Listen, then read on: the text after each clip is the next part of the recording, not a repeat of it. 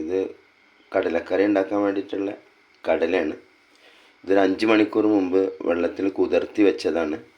ഇതിൽ ഉപ്പും ആ കടലയുടെ മുകളിൽ നിൽക്കുന്ന തരത്തിലുള്ള വെള്ളം ഒഴിച്ച് അത് ബോയിൽ ചെയ്യാൻ വെക്കുകയാണ്. ഇതൊരു 6-7 വിസിൽ അടിച്ചാൽ മതിയാകും. ഓരോ കുക്കറിനും അതിൻ്റേതായ കപ്പാസിറ്റിക്ക് അനുസരിച്ചാണ് വിസിലിൻ്റെ അളവ് വരിക. അത് നോക്കാം.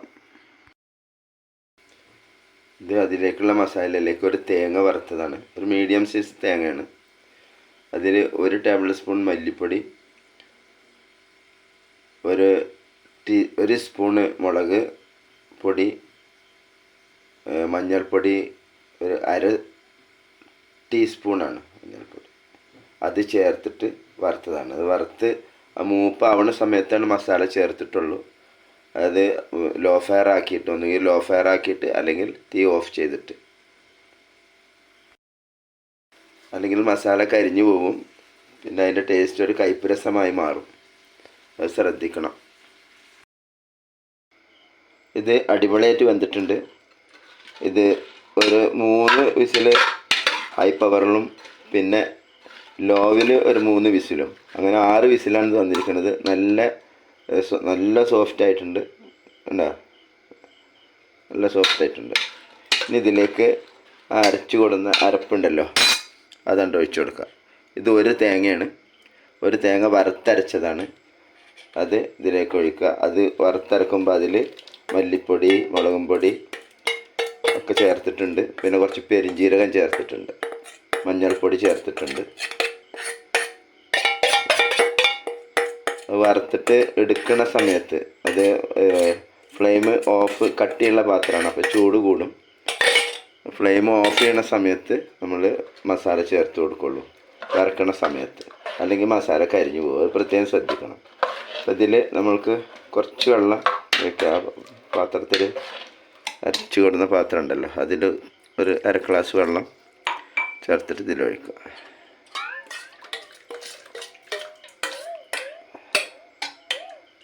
സ്മൂത്തായിട്ട് അരിഞ്ഞിട്ടുണ്ട്.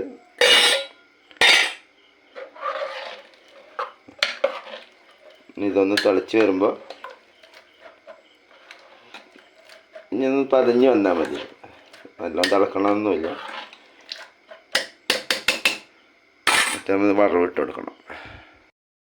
പതഞ്ഞ് വന്നപ്പോൾ ഇതിപ്പോൾ പതഞ്ഞ് വന്നിട്ടുണ്ട്. ഇത് നമുക്ക് ഓഫാക്കി കൊടുക്കാം. ഇനി ഇതിലേക്ക് ഒരു വറവിട്ട് കൊടുക്കാം.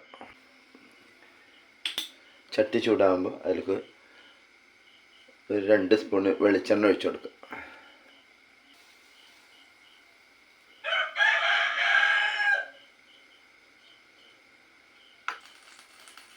അതിൽ കുറച്ച് കടുക് ഇട്ട് കൊടുക്കുന്നുണ്ട്. ഒരു 1/2 സ്പൂണ് കടുക് ഇടണുള്ളൂ.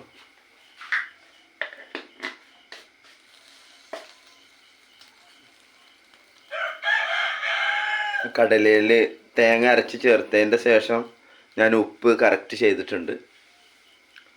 അത് ശ്രദ്ധിക്കുക. ലാസ്റ്റ് ഉപ്പ് കറക്റ്റ് ചെയ്താൽ മതി.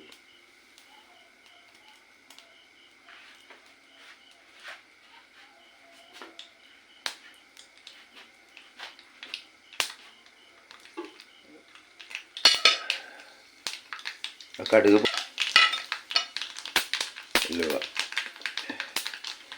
ഇതിൻ്റെ കൂടെ ചെറുള്ളി ഇട്ട് കൊടുക്കാം. ഒരു 8 ചെറുള്ളി ഉണ്ട്. ഒരു 6 അല്ലി വെളുത്തുള്ളി.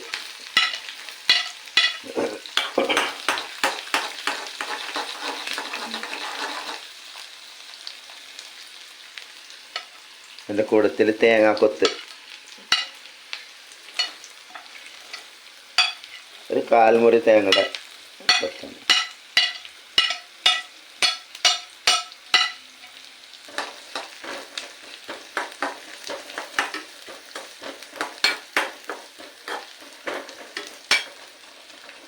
ഇതൊന്ന് ബ്രൗൺ കളറായി വരണം.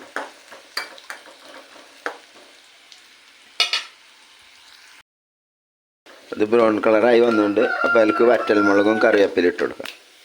വറ്റൽമുളക്, കറിവേപ്പില.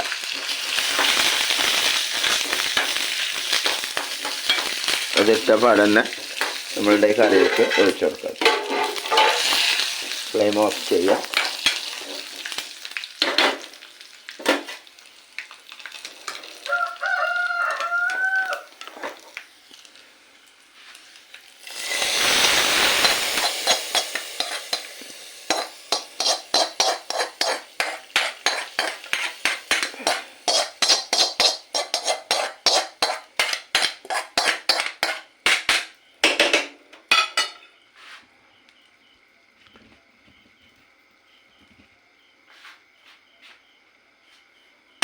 അപ്പം അത് റെഡി.